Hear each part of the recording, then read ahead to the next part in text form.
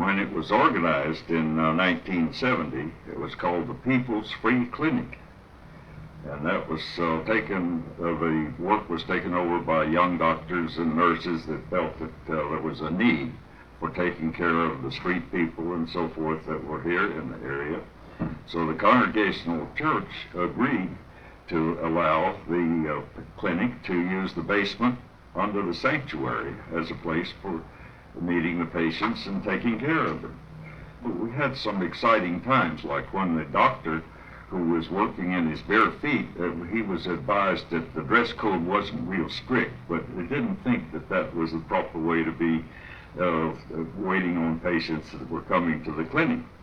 So he was admonished and properly took care of it by even wearing a tie, I think, after that.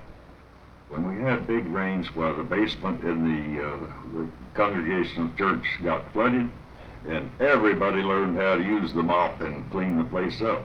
But then later we had a sump pump installed in the basement, and that allowed the water to be taken off so that there was not so much labor to use to mop the floors. But it was something that all the early members that worked at the clinic remembered very well, because so did we in the church when we had been taking care of it. In 1974 was when the term free clinic was removed, and it became People's Community Clinic after that. I had no idea when I got into this how many patients we were going to see. We got started and we didn't realize what we were really getting into, because we thought we'd maybe see 10, 15 patients in a night. And I think the first night we were open, we saw 74 patients. At first, we didn't have any examining tables. I did my first pelvic on a ledge in the bathroom, women's bathroom it was actually outside of the building. You know, you walked out and there was this women's bathroom door, and I did my pelvic in there. This very attractive girl she had gonorrhea, she had venereal warts, and she had herpes. And other than that, she was healthy. We had lots of gonorrhea patients. Mm-hmm. We never had a patient with syphilis, although we had one false positive for syphilis.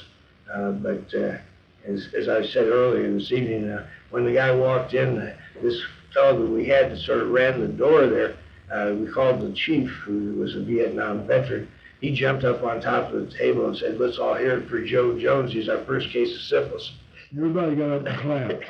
He bowed. And he actually didn't have syphilis. But, things like that went on down there all the time. I remember one time, I saw this one guy walk by a table that had syringes on it, and he flipped the syringe across the room to a friend of his who caught it. Of course, I got it back from him, but I'm sure we lost syringes, One doctor said, "Why are you doing this?" I said, "You got teenage daughters. You want them running around with all these people who have gonorrhea, or you want me to treat it?" It was so hot in the basement always, and somehow during my tenure, we got donated an air conditioning system. Wow. And I can remember when that air conditioner came down and actually ran. We thought it was the best day that had ever happened at the People's Community Clinic, because in the mid-70s, they actually had air conditioning. And we had to decide, did we still really have to go out and drink beer after the clinic was over? Because, it was always so hot, it was the big excuse of, well, we have to go drink beer now. My first job as director is I had to be the hard nose, because it was just an open, we didn't have any appointments or anything like that, and people would line up. I mean, by sunset, there'd be a line all the way around the block, around that church. And I would have to be the one to go out and cut off the line. And there'd be people who'd been out there for hours and who were really sick, who were really hurting.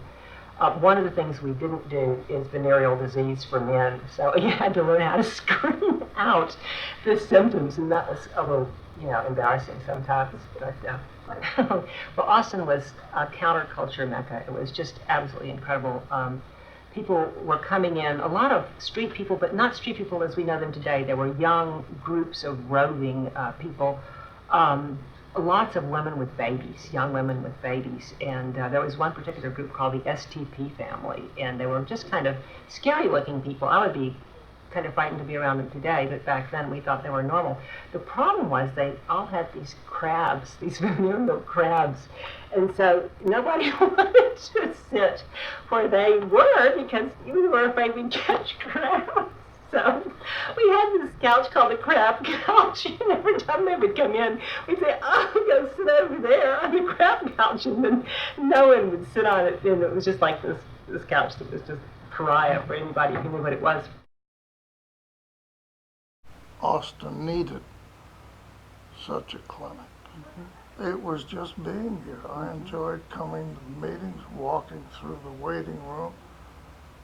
I had responsibility in my day, 35 years in the Army, and ended up being the commander of the largest military hospital in the world, Walter Reed. Walter Reed.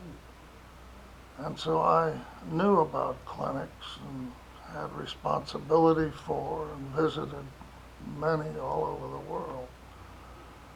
And I just always thought when I came into this waiting room that it was quieter, more organized, pleasanter, even with the kids running around, than most other clinics. Very impressed with that. It was just a very well-run operation. The church was so, they were so nice. They let us invade their space, the basement of their church, and just take it over. And they were just people hanging around, long lines out in front of the church every night, waiting for the doors to open, and the church never complained. They were just sweet. So I really appreciated that. People's Clinic, it used to be a free clinic, during that time when there was, like the Haight-Ashbury Free Clinic, and People's Clinic was up there as one of those clinics, but they've all pretty much died away. And People's Clinic is, I don't know if it's the only one, but if it isn't the only one, it's one of the few that has been able to make that transition to a community clinic that still serves people that are underserved otherwise. The doors would open and people would flood in, and then it was just chaos. It'd be like a mash.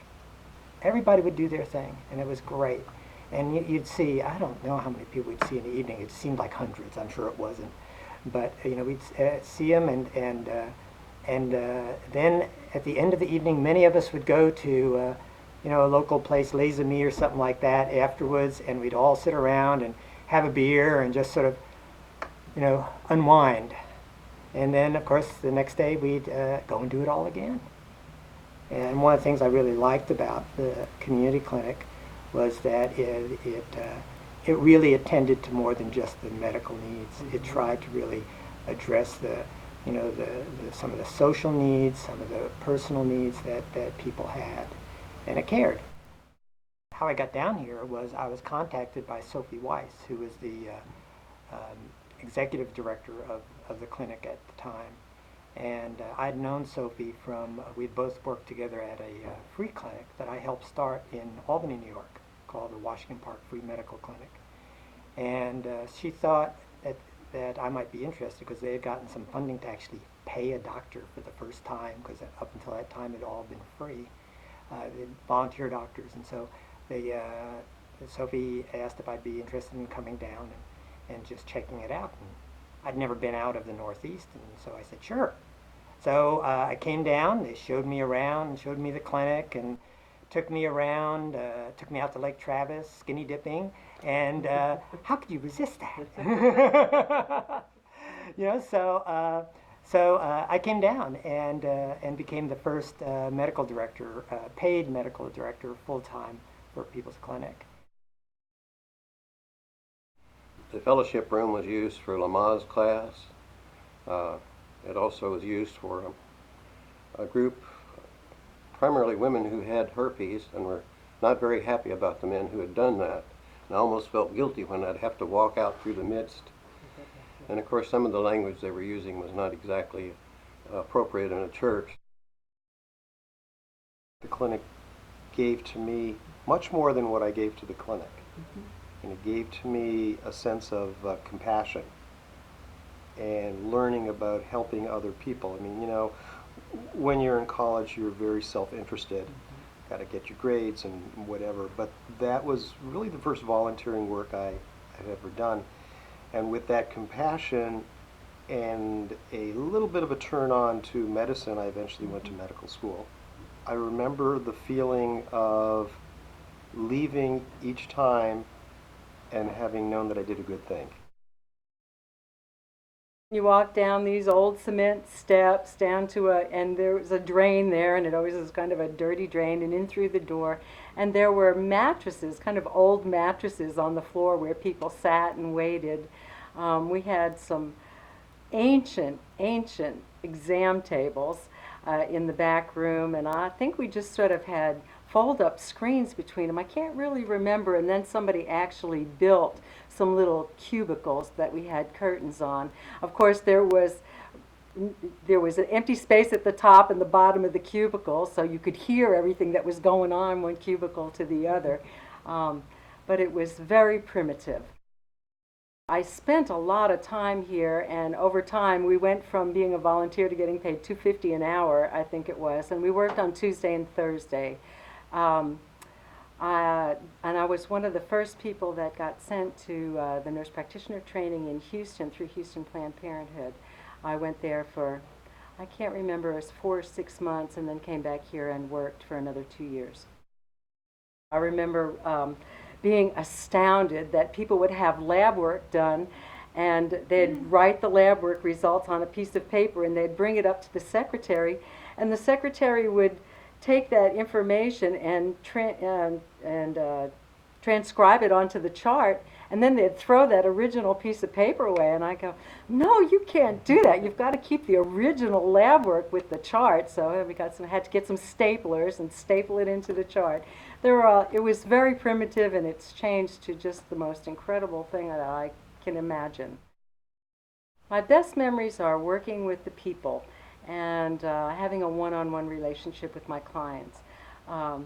The most fun thing that we did here at the clinic was we invited partners of the women in, and we taught them about the women's bodies as well as the women themselves. I've actually gotten letters from people about making their first pelvic exam one of the best experiences of their lives. We used to hold a mirror up so that a woman could see her cervix, and we'd have the partners in so that they could look and see what a cervix was too. We felt like birth control was sort of a family thing. And when women had an IUD, they'd have a string that they had to feel to make sure that the diaphragm was, the IUD was still in place. And so we wanted the guys to be able to participate in that also. And then I'd fit the diaphragm, and then I'd leave the couple alone to kind of see if they could get in and out successfully. My funniest memory is I walked out of the room, and in a while I heard this hysterical laughing and giggling coming from the room, and I knocked and went in. Actually, I knocked on the wall because we just had curtains back then, and kind of separated the curtain and walked in, and there was the diaphragm just glued against the wall with the diaphragm jelly. It had just suctioned across the room when the spring let go. And it was really neat.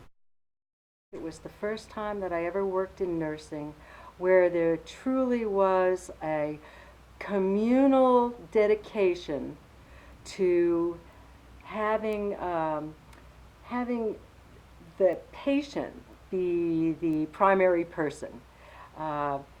Sometimes I don't know how other people feel, but I go into the doctor's office now and I feel like I'm a name, I'm a number, that the doctor is the most important person in the room. And I think that here at the clinic, what we felt like was that the person was the most important thing, and that the education of that person was of utmost importance. We tried to impart everything that we could possibly do in the short time that we were with them that would help them either not get sick again, make the best use of whatever we helped them with at that time. It just seemed like it was a truly personal service. Everybody that worked here was sort of on the same wavelength. And so there was just incredible camaraderie. Friends that I made at the clinic back then are friends that are still my best friends in my life now. Even though I live far away in Tennessee, I come to Austin 3 or 4 times a year just because my love of these people is so great, and I'm so grateful to have had that for all these years. I first became involved with the clinic as a patient, and I was pregnant, and I went to the prenatal clinic, and while I was going through prenatal care there, the clinic discovered that I was a Lamaze teacher, and they really needed a Lamaze teacher, so they started pursuing me as a patient, saying, it'd be great, you can be pregnant and you can teach the Lamaze class, and it'll be perfect. You can deliver along with your students. And I went, okay, I'll do that. So I taught Lamaze classes, and then I had my baby, and then the clinic asked me to come, and they had just lost their prenatal counseling coordinator, and I was an RN, and they asked me if I would be their prenatal counseling coordinator, and I said yes, and so I started that job. I was there during the days of the clinic that there were long lines of people going around the block waiting to come in to make an appointment for that night. The receptionist was this man with this ponytail that hung down his back. You know, he would walk out the door and go around the block so he could talk to everybody in line so they could be prepared, you know, and you know, never forget, you know, he's walking through the line saying, all right, when you get to the front, give us your name. If you're giving us a fake name, be sure you give us the same fake name you gave us last time, because we don't want to have 2 charts on you, okay? So just it's okay to use a fake name, just use the same one you did last time, you know. Those are my memories of the clinic. We had once a week staff meetings. All decisions were made by the entire staff, so everyone had equal input. You know, it was a very sort of old hippie kind of theory back then, because we all also made the same amount of money. Didn't matter if you were doctor, nurse, receptionist, whatever. Everybody made exactly the same amount of money.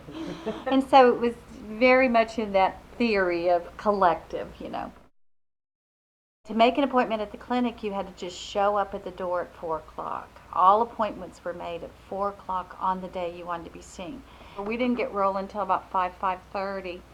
And we would get out about midnight, sometimes 2 a.m., you know, so that's when clinic ran. And clinic ran that way because it was in the university area, and they couldn't run the clinic in the daytime because there was no parking and there was no way to get in. So night clinics was the name of the game, and that's what we did. What I was primarily interested in was for them to send me to nurse practitioner school. And back in those days, you kind of just waited in line to do that. You started as a nurse, you did counseling coordinating. After the nurse practitioner in the back was ready to leave, then they started talking to the nurse who'd been there for several years to send her to school. And I was a single parent. It was the only way I was going to be able to go to nurse practitioner school. So I was waiting, and sure enough, the nurse practitioner left, and they came to me and said, do you want to go to nurse practitioner school? And I said, you bet.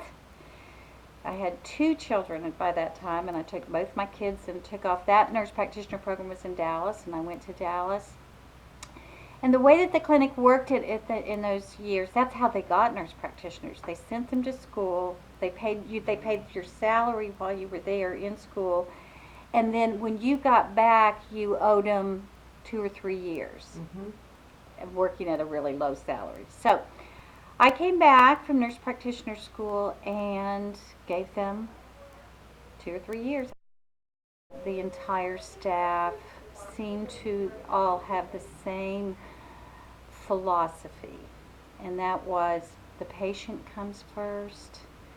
We're here to take care of the patients. It's the highest priority. And when everyone is feeling that way, it happens. And the patients get the very best, highest quality of care because it's the highest priority of every staff member.